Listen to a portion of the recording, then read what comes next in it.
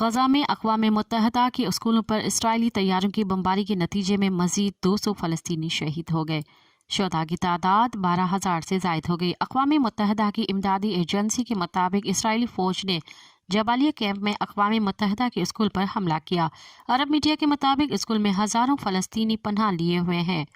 اسرائیلی فوجیوں نے بندوق کی نوک پر الشفا اسپتال سے طبی عملے، مریضوں اور پناہ کے لیے وہاں موجود سینکڑوں فلسطینی شہریوں کو نکال دیا، جبکہ الشفا اسپتال میں سپرد خاک کی گئی۔